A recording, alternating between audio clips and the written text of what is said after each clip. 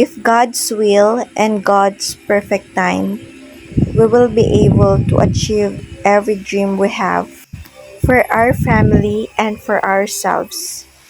Maaaring marami na ang nauna sa mga pangarap na inaasam. Maaaring ang iba ay naabot na nila ang destinasyon ng kanilang tinatahak. Pero ako, nandito pa lang. Papunta pa lang. Pero hindi ibig sabihin nun nahihinto, titigil, or susuko na ako. Dahil pangarap ko ito, ipaglalaban ko. Yes, 7 times ko na itong ginagawa. At 7 times na akong hindi titigil, hindi susuko, at hindi mapapagod.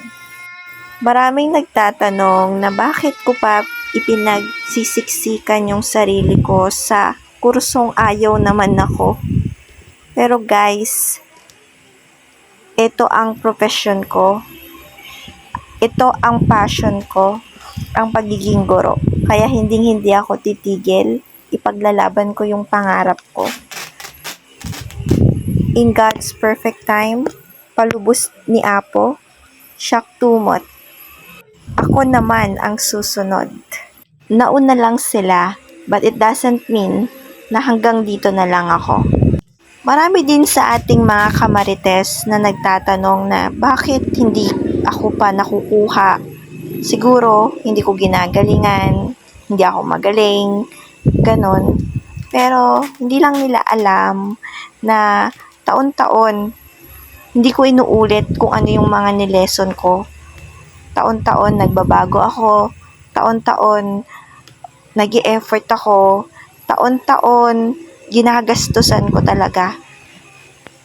Katulad na lang nito mga B, itong lesson na to ay tungkol sa pictograph.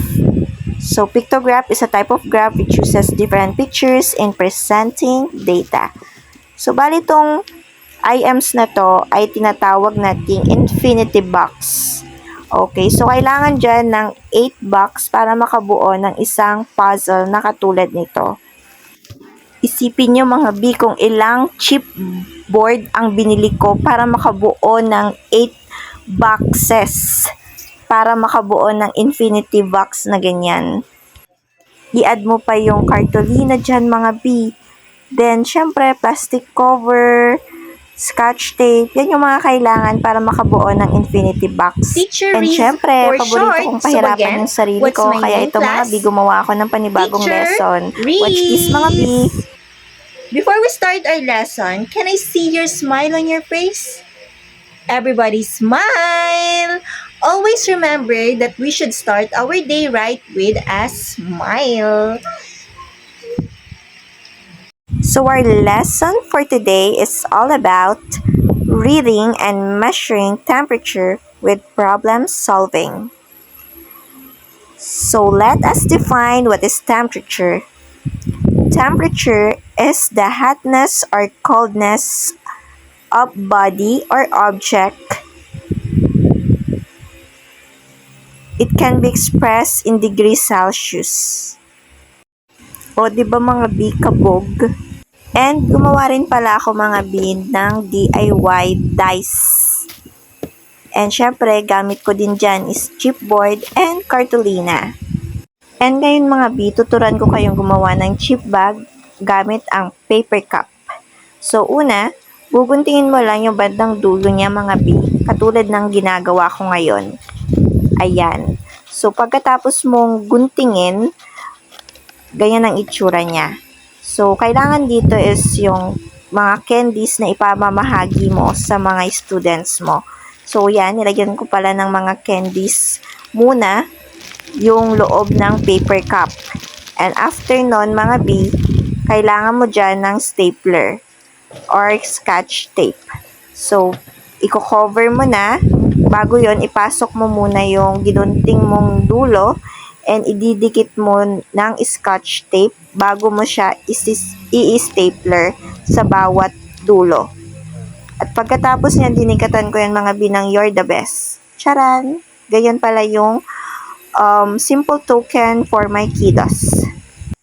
Siyempre, hindi lang yan yung pinamahagi ko sa mga kiddos ko. Gumawa din ako dito ng chip bag katulad nito.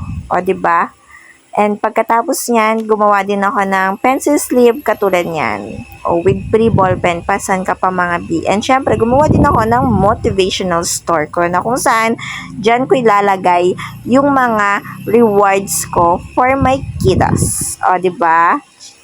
Kabog, ang dami kong ipinamahagi sa aking mga kiddos. Kaya na ako ka-generous. And ayan mga B, gumawa din ako ng IMs ko about roll and tell, na kung saan they will roll the dice and tell something about the question. And another activity entitled Pick a Door. In this game, they will decide which door to open, and behind each of the door, they have the following question that they need to answer. If they will answer it correctly, then they have a chance to win a simple token. O ayan, ang iyong lingkod na nalangin pa. And finally, 100% done with my instructional materials. Thank you, Lord. It may feel like it's taking so long, but this praise should be the reminder that not all things are given to us quickly. We should be patient in God's will. By the way, this is my demonstration journey. So tired, but it's all worth it. We just have to leave it all to Him and trust in Him. All I can say, great things take time.